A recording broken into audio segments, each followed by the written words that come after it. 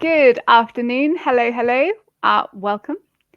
My name is Laura, and welcome to I would say the sunny south coast of the of the UK, but that wouldn't be accurate. The rather grey coast of the UK, and I am going to be with you for the next hour, and we are going to be focusing on speaking this afternoon.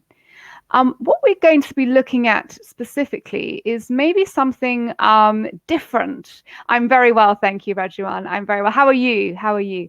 We're going to, hello, I hope I've pronounced that correctly, Rajuan. It's very nice to have you here with me. So we're going to look at speaking. Speaking is obviously a very important skill. It's especially important for the IELTS because I think people don't think so much about how they are going to be assessed.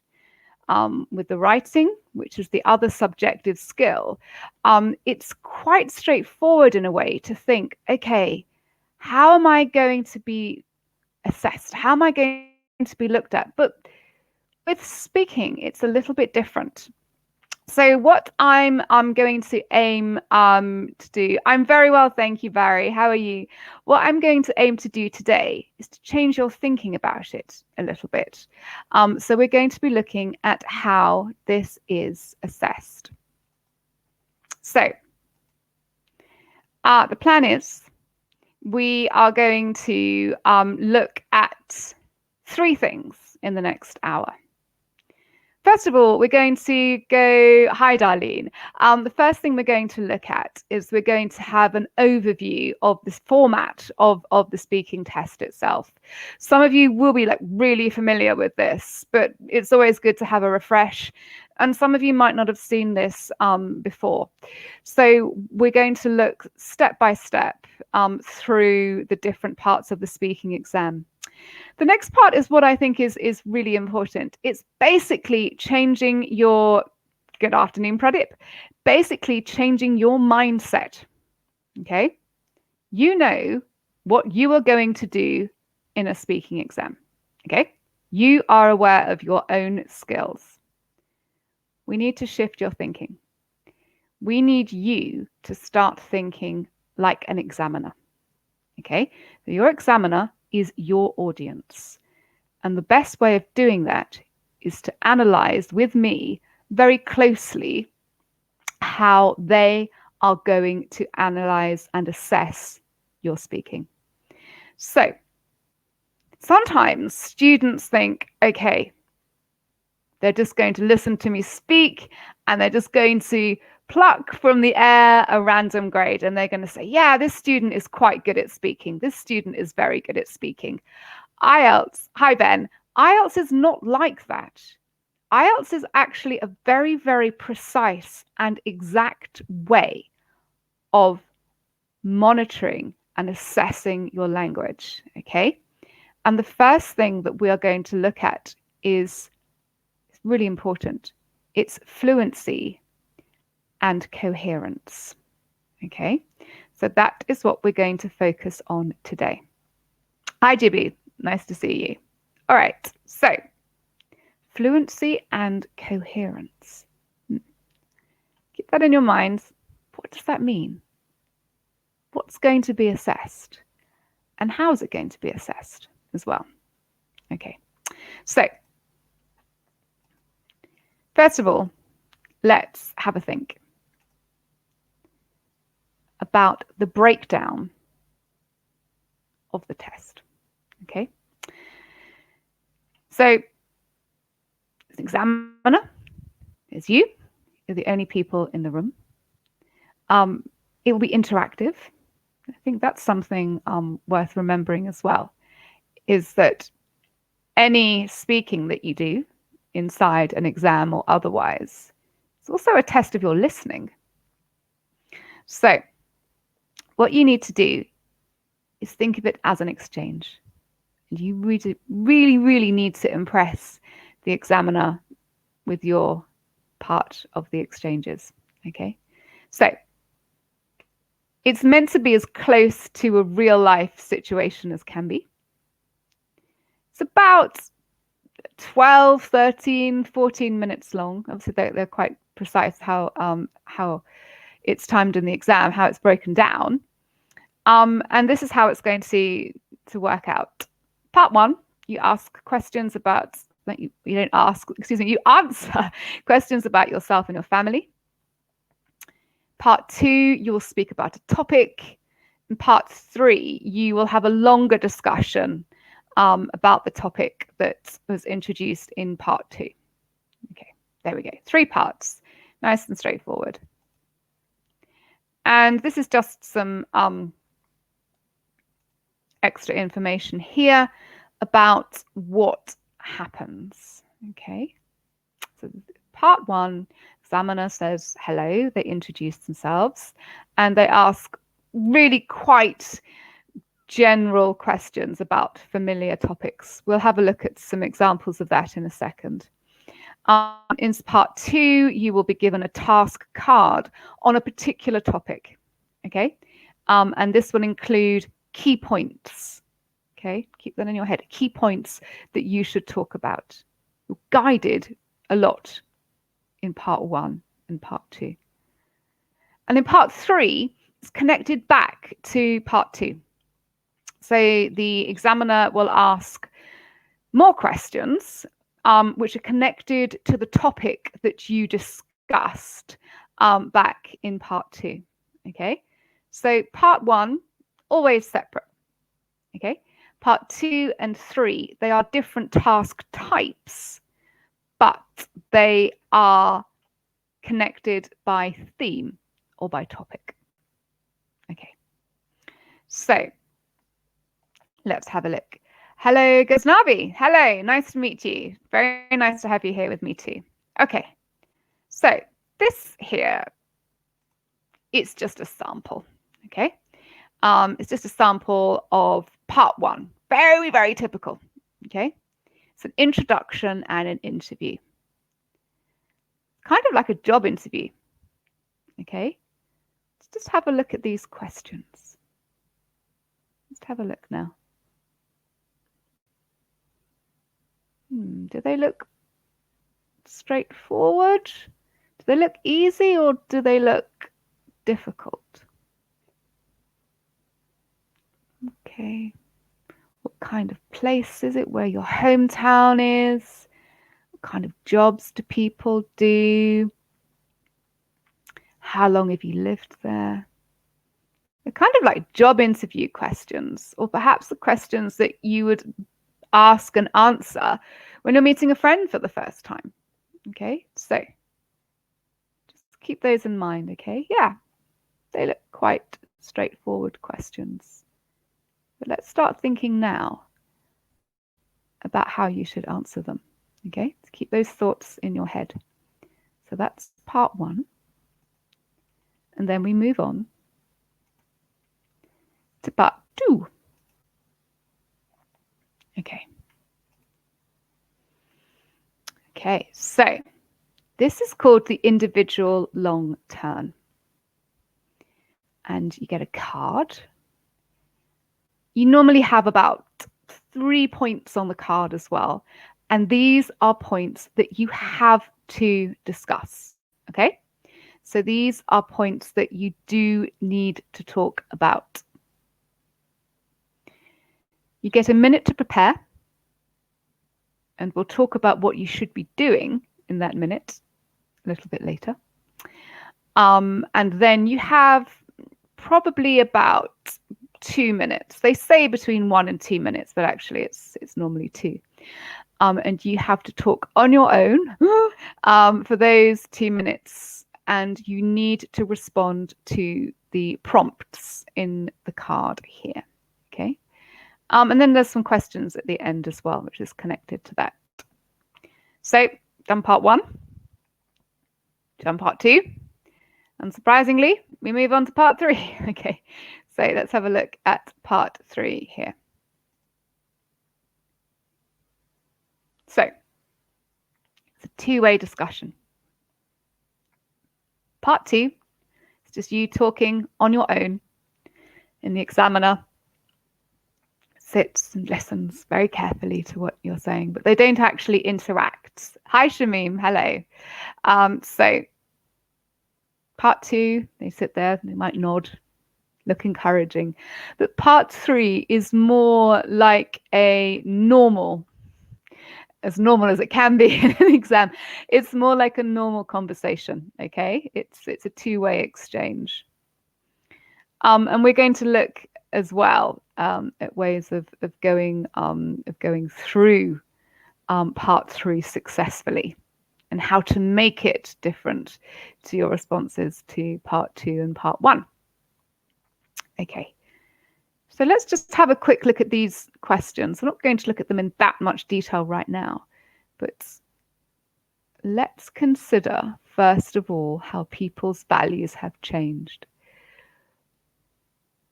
What kind of things give status to people in your country? Have things changed since your parents' time?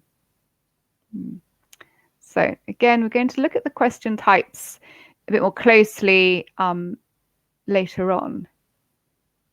But just be thinking in your head as we go through, how are these questions different to the questions in part 1? Okay, so how are they different? What is the examiner looking for? Okay. All right, so 1 second. Let's have a think now about, we need to have a quick think about how, okay, we need to have a think about how the examiners are going to mark this. Okay, so just have a look here. Well, fortunately, one of the things I really like about IELTS actually is that the examiners are very, very clear. They're very clear what you need to do and what you do not need to do. They make it really, really boom, boom, boom, listed, very clear, and actually it's very accessible. So you can see here, and we'll talk about these in a moment, we have numbers 0 to 9. Now you're all studying for IELTS, so you're very much aware that they're graded from 0 right up to level 9. So we'll look at that in a second.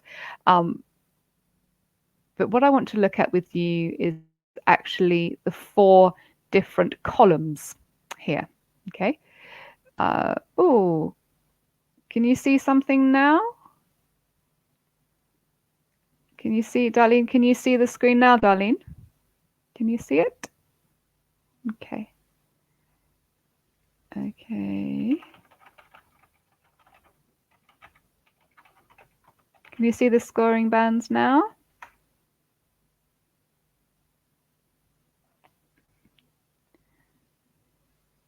Yeah. Can you see them? No. Can everyone else see them okay? Can everyone else see them all right? Can you see the bands? Okay, well, I can talk through them. It doesn't matter so much. They will be about, don't say sorry, it's fine. I'm sorry you can't see them. But these are from 0 to 9. What I'll do actually, Mohammed, these are all actually available online. So if you Google IELTS speaking band, is it blurred?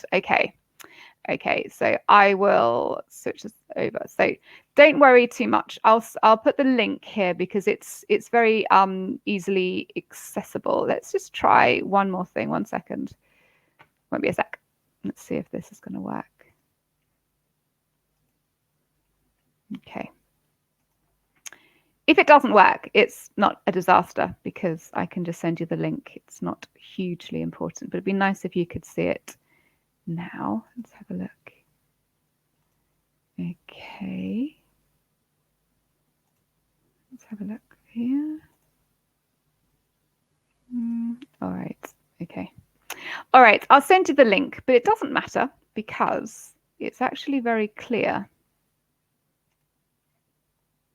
what we need to be looking at. So basically there are 4, okay? There are 4 different areas that you are assessed on. 1 second.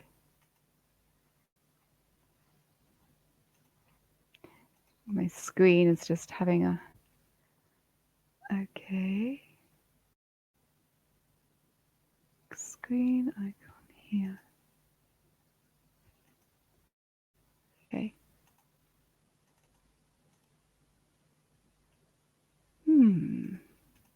Sorry, pardon me, slight technical hitch.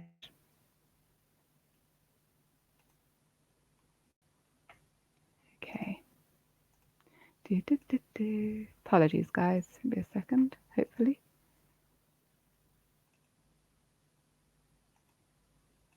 Okay.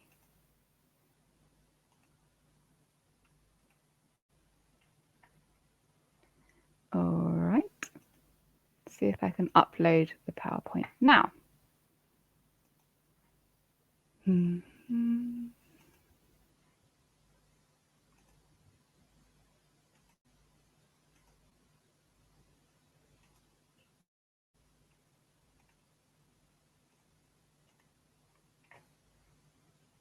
Okay.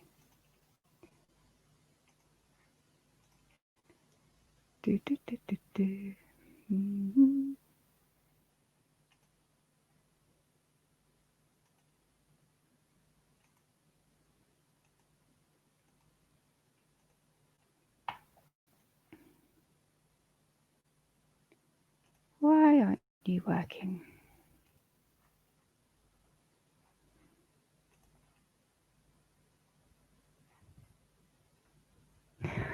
It's great, thank you. Apart from the fact my slides have disappeared, I'm fine. I'm all good. They will come back in a second. Okay.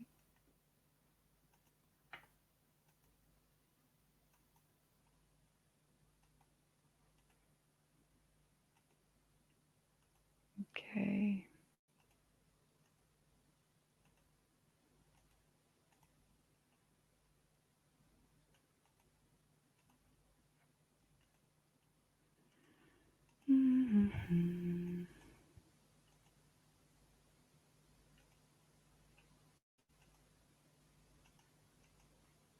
Okay, it's not happy.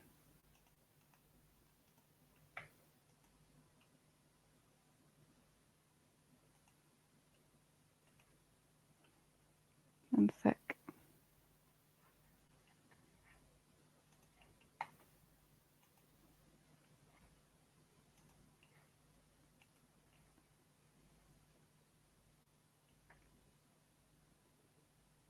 Sorry about this. Technology is not my friend this afternoon. Okay.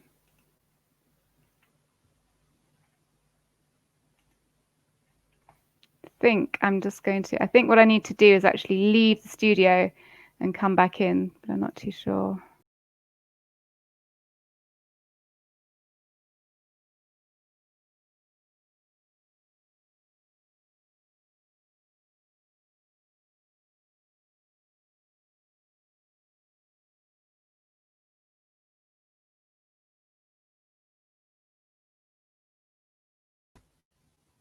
Okay.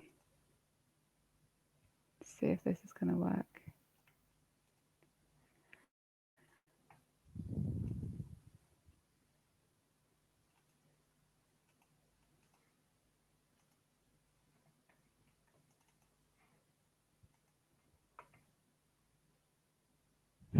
Thank you very much. Crikey, this could be a long afternoon. Okay. Okay. Click on the icon in the address bar. Okay. Share the screen block temporarily.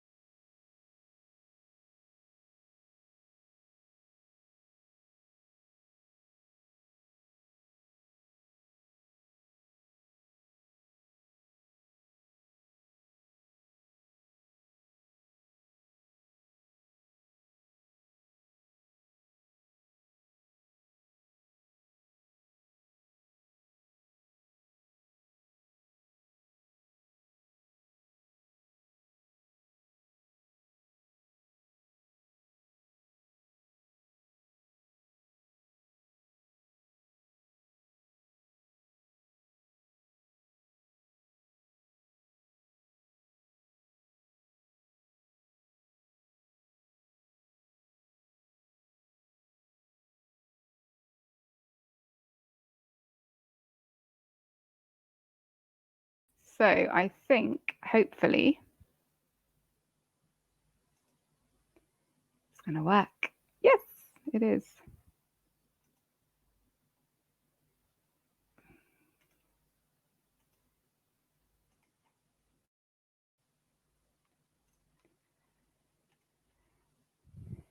My entire screen.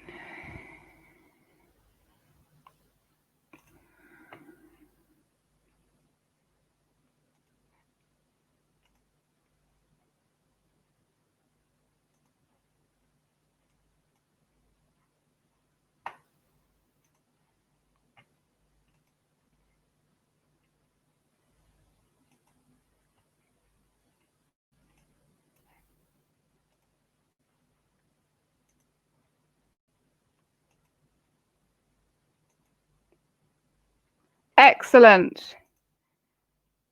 I think we've got there, guys. Finally. Okay, here we go. So thank you for your patience there. I do appreciate that. Okay.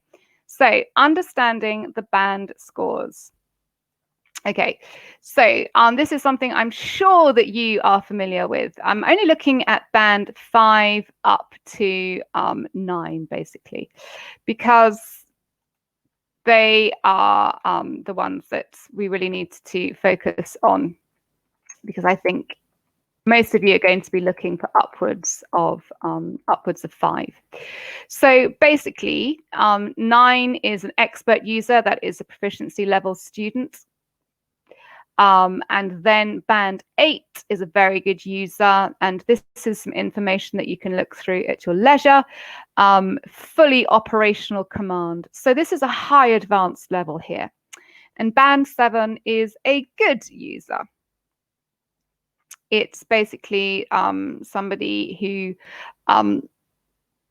is a good advanced level. And band 6 is often the cutoff point. This is where students get stuck. This is kind of between upper intermediate and advanced level, okay? So moving up from level 6 can sometimes be a bit tricky. Okay. I think it's really useful for you to have a very good idea of what an expert user sounds like. And I've included this for you because it's actually really useful. It's from IELTS itself. So these are the people that write the exams, and more importantly, these are the people who are actually going to be assessing your exam as well. So there is a link on the PowerPoint slide here as well. So this is directly from IELTS, and this is, it's not perfect, but it's a band 9 response. Okay, so have a look at this in your leisure time. And please don't get freaked out, okay?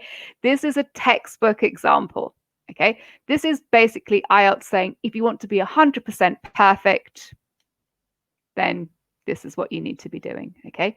But it's really good. I always think it's good to have examples, and we'll come to looking at that a bit later on. I always think it's really good for you to have examples of very, very skilled users of English. And this is somebody doing really well, okay? Someone doing very, very well in their IELTS part 3. So it's only part 3, doesn't take too long. Have a look, okay? All right, so the next thing we're going to be looking at here is this, okay?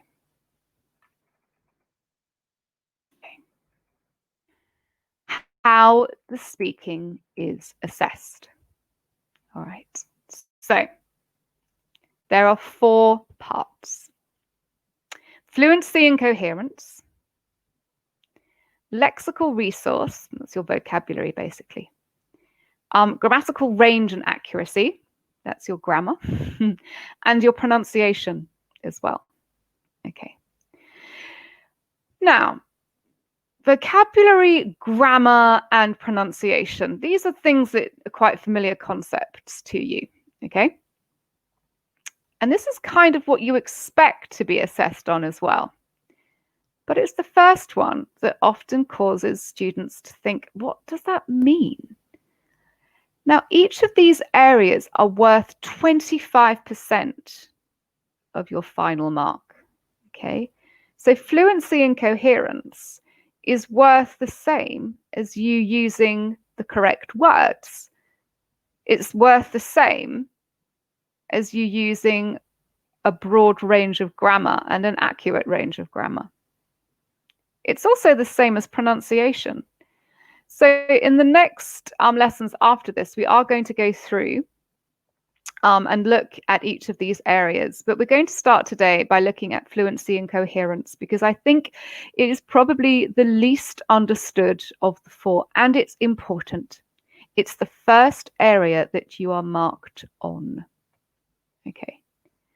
So in very simple terms, this refers to how good the candidate is at keeping talking at the right speed and how good they are at connecting their ideas together. Okay, so it's all about the right speed, the right pace, and connecting your ideas together. If we break this down a step further, it looks at these four key areas. The ability to speak at length, expressing and justifying your opinions. So that's explaining yourself, and that's saying why you believe something, okay? It also is looking at how you discuss and speculate about issues.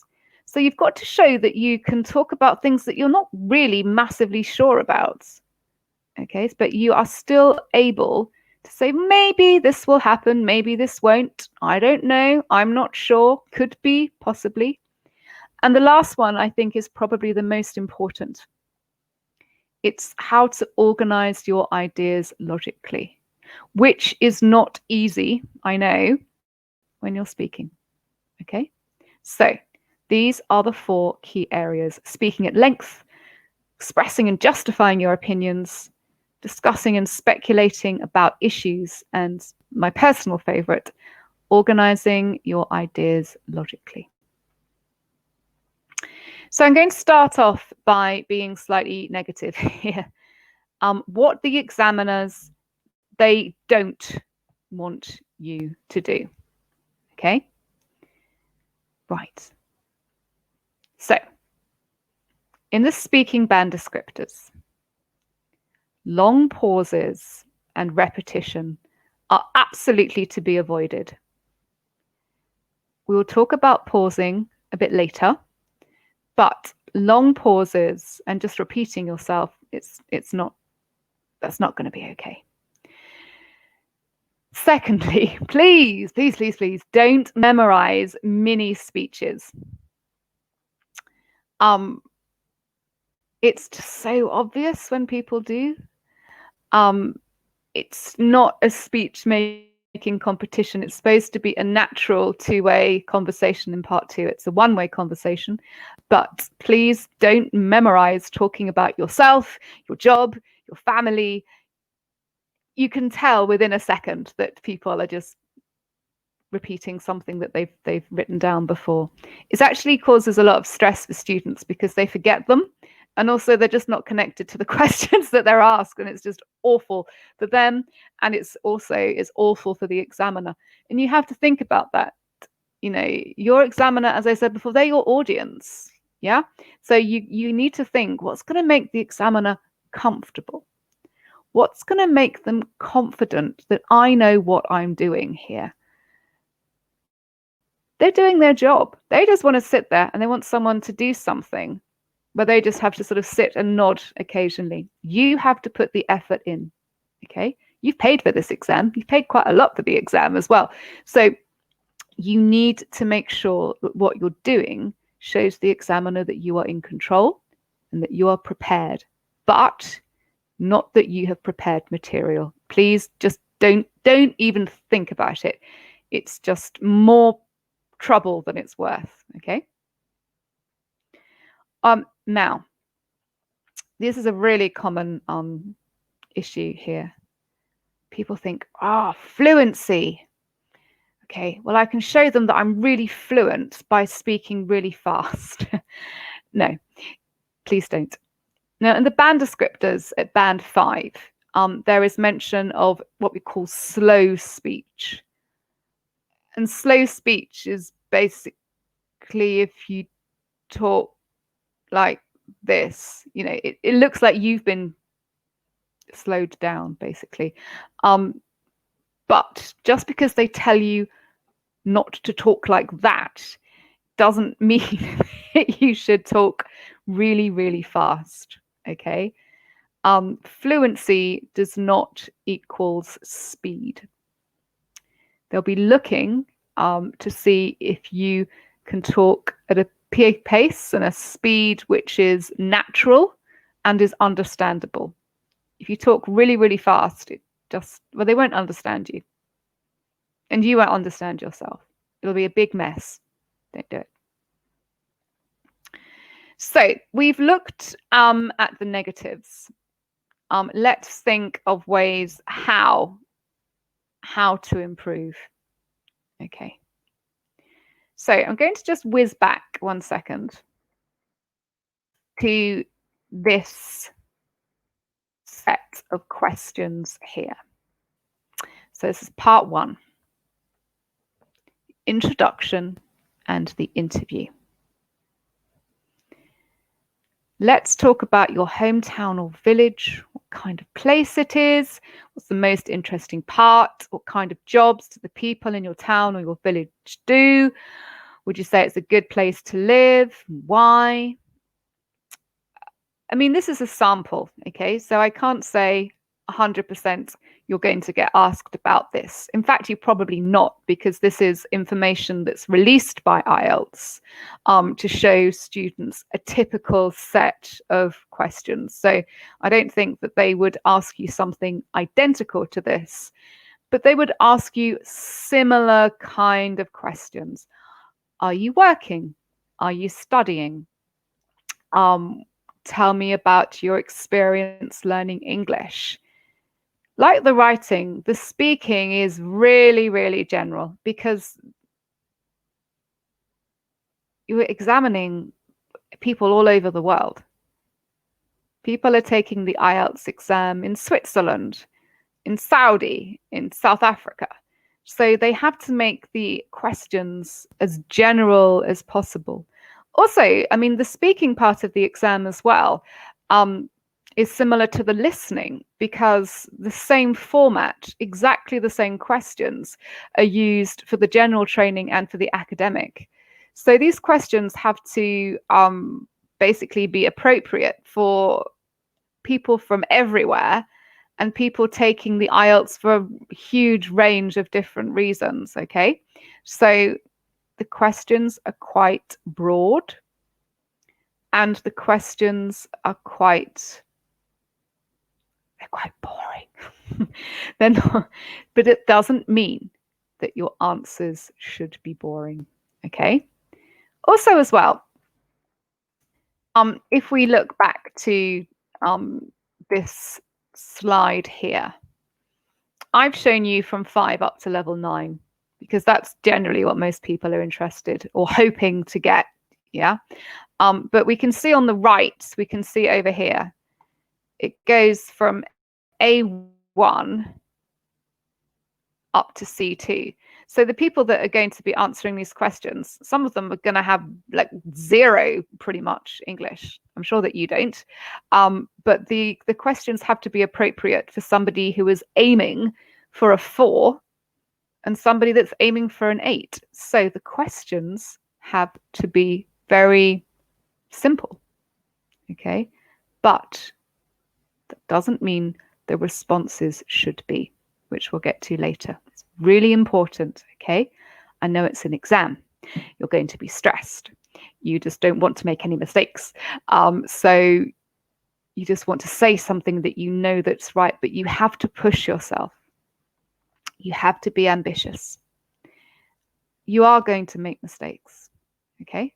Because, you know, English is not your first language, and it's an exam to see how proficient, how good you are at English, and they allow you to make mistakes, right? So don't sweat it, but they want you to really try. They want to see that you're making an effort. Okay. So, spoken here at what not to do. No pausing, no repetition, no speeches. Don't speak too fast either. Remember, fluency doesn't equal speed. Let's be positive now. Let's think about what you should do to make a positive impact. And it is all about impressing the examiner. It's making them think. It's making them realize that you're very, very good. Okay. So, part 1. Introduction and interview. This is what you need to do to show that you can connect your ideas and that you are fluent. Okay. So what they're looking for is for you to build on your point of view. This basically means don't give one word. In fact, don't give one sentence answers. It's not good. It's an exam. So if it can be a more, if it's a really, really straightforward question, when I put the point here, a simple question in part 1 shouldn't mean a simple response. In fact, I kind of think it's the opposite. If you get a simple question, then your response should be more complex. Because most other people that are taking the exam are just going to give straightforward answers. Where do you live? I live in a house. Great. They don't want to hear that. That's what a large percentage of people doing this exam will do. They're your competition, yeah? You want to be better than them. You want to say, I know what I'm doing here. I can expand on my ideas. And I can build sentences and I can connect things as well. The examiner does not want to feel that they are, use the expression, pulling out your teeth, okay? They want to be lazy. They just want to sit there and be impressed. They want to have an easy time. And this is where we get to the 4th point here. Offer the examiner information. To get band 6 or upwards of band 6, being willing to speak at length is a requirement. Not being able, okay? Somebody can have an amazing level of English, but sometimes they just sit there and they don't want to speak, or they're reluctant to speak. Maybe they're frightened of making a mistake. It's not about just your ability, yeah? It's about how proactive you are, how much you want to get on with it. So if you're willing to speak at length, you're trying, yeah, you're doing your best to answer these really boring questions like how do you travel? I mean, that's that's not the most exciting question, but the answer can be amazing. The answer can involve all sorts of details. So show willing. Okay. Now, part 2, which is the individual long term. So I'm just keeping my eye on the time here. The individual long term is you on your own for about 2 minutes. It feels like a really long time. You get a minute to prepare, okay? Get a minute to think about what you want to say. So they give you your task, and you get it, and then you have a minute to organize what you're going to say. Now, this word is really important. It's so important, I underlined it. Use the 1 minute preparation time to structure your answer, okay? Using keywords. Please don't write full sentences. Sometimes students just, you're not going to write much. Well, if you write massive sentences, first of all, you'll only probably manage to write about 3. And then you'll write them, you'll be so stressed, you won't be able to read them. You're not being asked to write in a minute, you're being asked to prepare. And if an examiner sees you trying to write full sentences to read to them, it's not going to look good. So don't do it. So just think, okay, how am I going to organize my answer? Think, what am I going to say? And also, how? How am I going to say this? But use keywords. Yeah, don't write sentences. Write words that you're going to be able to read. That's what happens as well. You know, you write and it's just a mess. So make it sure it's clear, but just write keywords. Just write words that are going to prompt you. But it's not a reading and writing part of the exam. That's in the other parts. Okay, so as we looked at before, you normally have to mention 3 or so things. Yeah. But that's not all that should be talked about. So it is very difficult to talk about 3 small suggestions for 2 minutes. And honestly, not many students manage to do the full 2 minutes talking about 3 things. So this word again, expand. Expand on the question. It's your exam. Now, yes, you do need to include all of the parts of the question. Not in equal length, but you do need to talk about each of the points. Otherwise, you're not answering the question and you're not fulfilling the task, okay? So you do need to include all parts of the question, not in equal length, but they all need to be covered. And then you can talk about what you like in connection to the topic given. So you do have an element of freedom. Don't stop, okay? The examiner will stop you. When you're talking, it's impossible for you to know if you've been talking for 2 minutes exactly. You can get a feel, and you can do that by practicing yourself. But the examiner will say, thank you. Sometimes when you're like in the middle of a sentence or a word, they'll just, yep, thank you. But yes, talk about what you have been asked to. But then if it's connected to the topic and you want to talk about it, do. The problem is often is that students just say random things in these 2 minutes, which aren't structured, they're not organized, and there's no real purpose to them. They're just basically filling the time. And that's really not what you want to do. You really need to show that you can plan and deliver something for 2 minutes. If we go back to thinking about what the speaking test is meant to represent, it's meant to represent a real life situation. So showing that you have the ability to organize your ideas in your spoken English, it makes the examiner think, okay, this person, their usage is really good. They could explain something really difficult.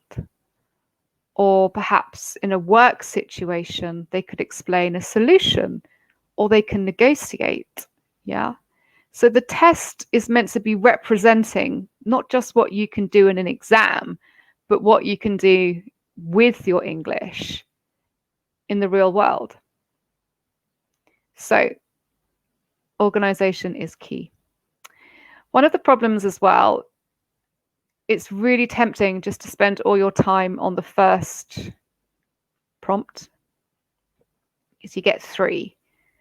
And then you're nervous, and then you start speaking, and then you spend ages talking about a question that's not perhaps going to give you the opportunity to show your skills as much as you could if you move on to point 2 and point 3. That's a really big problem actually. So of course, answer the first prompt. You have to, but don't spend like a minute on it. Move on, because they want to see progression. They want to see that you're able to talk about something and think, okay, now I've got to talk about this. And now I've got to talk about this. This is what they want to see. And it's quite easy to do. You just need to practice. Okay. So I think these are 4 good habits for when you're planning. So introduce the topic. Give your opinion about it. You know, your opinion's important in the writing and the speaking part of the IELTS. Now, grammar. Talk about the past and the present and the future of the topic, okay? And give a description of it. Very common problem is people just use the present throughout the whole exam. Doesn't matter that the examiner has asked for a question about the past. You know, the questions are designed, you know, to help you. Tell me about something interesting you did last year. And the student says, well, today. No. Listen to the questions, okay? And we'll talk about grammar in the speaking exam in a future lesson. But you need to show that you have awareness and that you can use the past, the present, and the future. Yeah? So go for it. And when you're planning as well, when you have that minute, think, how can I get some of this grammar in here? And I think telling a story, a very short story, you've only got 2 minutes, but giving some kind of personal experience is really good because it enables you to use a variety of tenses, and that's what they're looking for as well. Okay, so introduce it, give your opinion, and then get some variants of grammar in there as well by telling a story about yourself. Okay, so we've looked at part 1. It's the interview stage. Part 2, when you're talking on your own. I think part 3 is just so important because it's really where you have a chance to show the full extent of your linguistic abilities. Okay? It really is a chance for you to show how good you are. So the first part is very personal questions, all connected to you. Yeah. And then part 3 is where you're expected to talk in general about issues outside of your own personal experience. You're meant to talk about things in a much broader way. You're meant to generalize about people, not just yourself.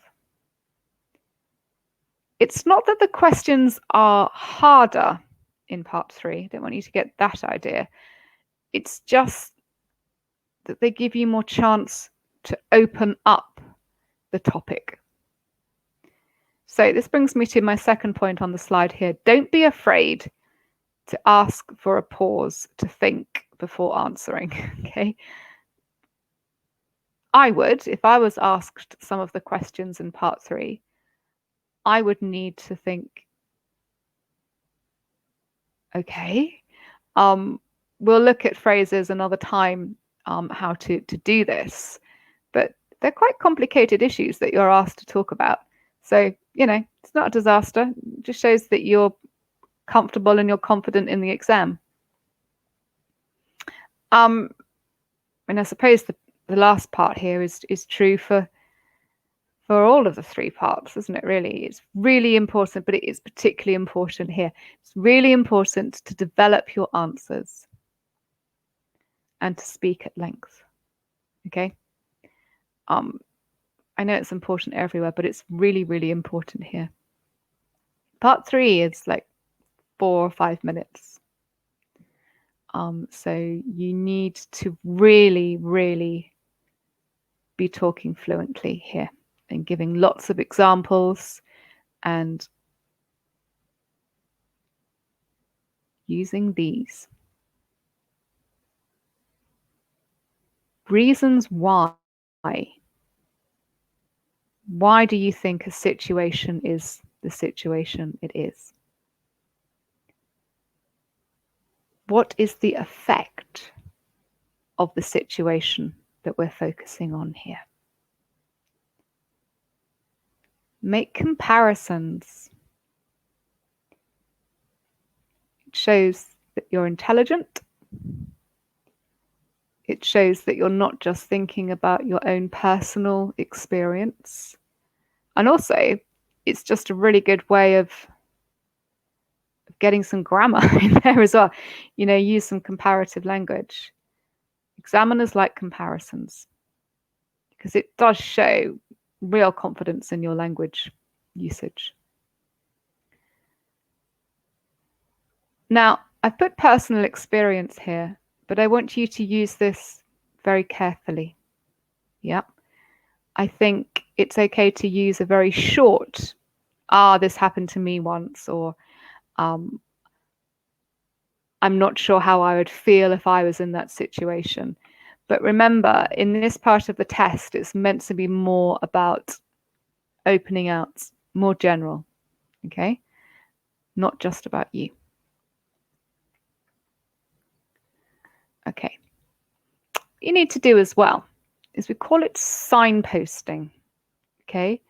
Basically making it really clear to the examiner, I'm doing this now, okay? So signpost your language effectively.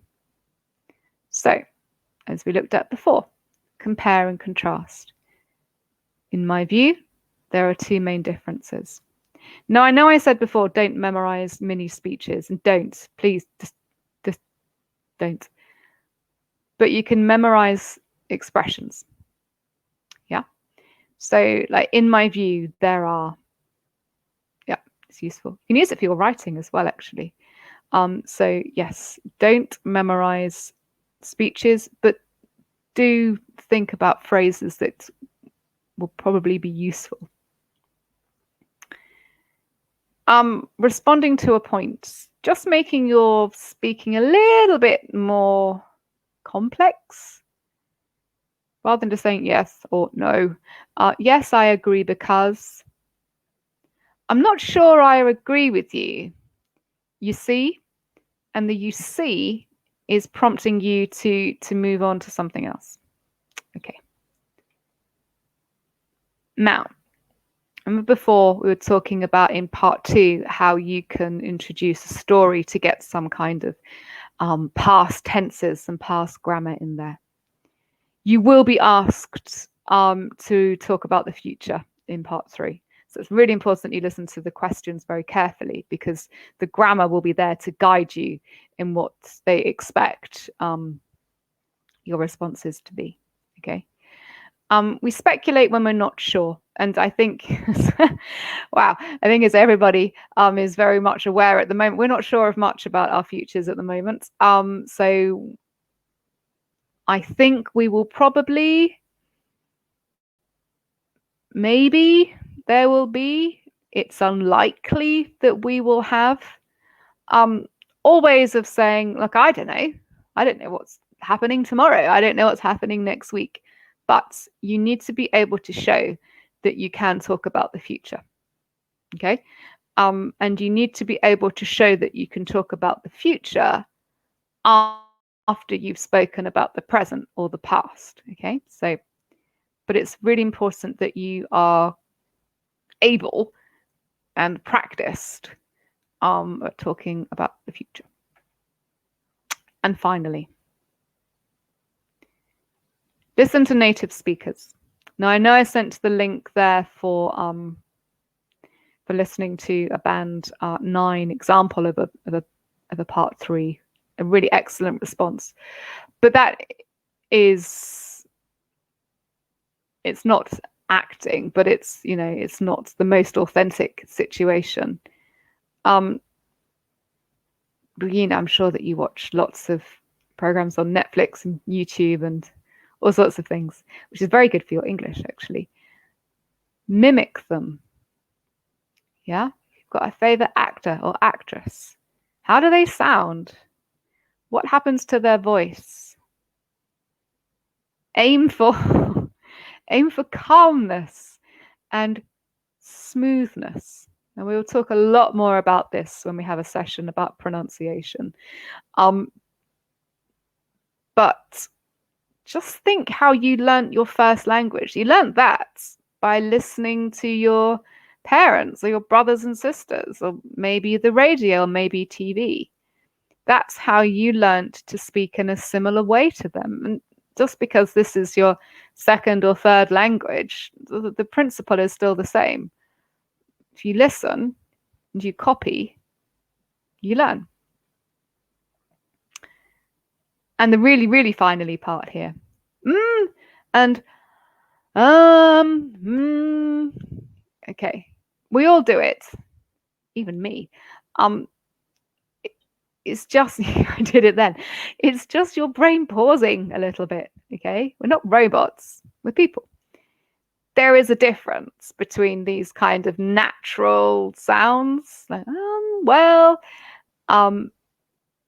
there's a difference between that and what is described as language-related hesitation.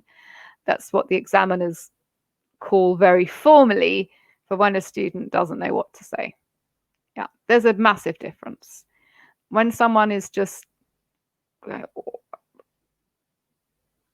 that's very different to someone saying, well, I think so. Completely different. Obviously, don't overuse them. You've only got like 15 minutes in the exam. We can't have all of that just being you go, But I think sometimes students get really fixated on not producing them. I mustn't do that. I mustn't say or ah. And it's strange. The more you think about not producing them, then it just goes wrong. And then you actually end up producing more of them. Yeah, not a good idea. The best thing to do actually is just to record yourself. Record yourself speaking for a minute, just on your phone, computer, no, headset, whatever. And just don't think about, am I pausing? Am I not pausing? What am I doing? Just for a minute. And when you listen, you will impress yourselves. I promise you. You'll be like, actually, I don't spend that much time going, you know, it's honestly, you're much more fluent and you're much more coherent than you think. You really are, honestly. And I think that is what you need to focus on is what you can do. And these are examples of what you can very much do. Okay, mini speeches. Hello, Laura. I'm Laura. I'm a teacher. I live in Brighton and I have studied English for a long time and I really like it. I'm really pleased to be here today. That kind of thing. Preparing something which is scripted. Okay. It stands out a mile because examiner will say, okay, how did you get here today? And the person will just go, yeah. The person will just freeze up, and it's very, very obvious when you have memorized a long chunk of dialogue and you simply repeat it. That is a mini speech. So please don't do it. If you are asked about something which you have very little idea about, again, it goes back to the idea of you taking control. So if an examiner says to you, what's your opinion about carbon emissions of cars? And you don't really have very much to say. The important thing is that they know that you have understood the question. Yeah. So the important thing is that they don't think that you have misunderstood them. So what you can do is you can kind of repeat it back to them. You say, carbon emissions on cars. I understand it's a big problem. I'm not a real expert. Actually, I bicycle to work every day. I think that it's really good. So it's still connected to the question. You've let them know that you understand, that you've understood what you've been asked to do, but you've just shifted the direction. You've changed the direction of your answer, and you are allowed to do it. To be honest with you, though, the questions are so broad and general. You are going to be able to find something to talk about it, but let them know that you've understood what you've been asked to do, but you would prefer to talk about something else. A very obvious example is, what do you watch on TV? Actually, I don't really watch TV. I prefer films. And then you can talk about a favorite film. Okay. Yes, it is difficult to make stories from the queue. I know it's hard. It is difficult. Practice is what you can do. Practicing. And as I said before, it's your exam. They're very general points. As long as you talk about each point that you are given, the 2 minutes are yours to do what you want with. Okay? The examiners are human. Yeah? They know that this is not a particularly ideal situation. Okay? Go through. Use your minute carefully, Fatima. Okay? Just keep thinking and breathing, thinking, what can I say about this? And you will think of something. I promise you, you will. Just go through it step by step, and then think of things that are connected to the topic, and then you can redirect it. Okay? So just stay calm, stay focused, do what you've been asked to do, but the rest of the 2 minutes are yours. Okay? I think as well, record yourself, practice. Think about expanding your ideas, and you'll get there. Okay. Well, thank you so much for your patience. I'm sorry that the internet was not my friend for 10 minutes, but thank you very much for being so patient and so attentive as well. It's very nice to meet you all. I hope to see you again soon. Keep practicing, and remember, you don't and ah as much as you think you do, I promise. Take care. Have a nice afternoon. Bye-bye. Bye.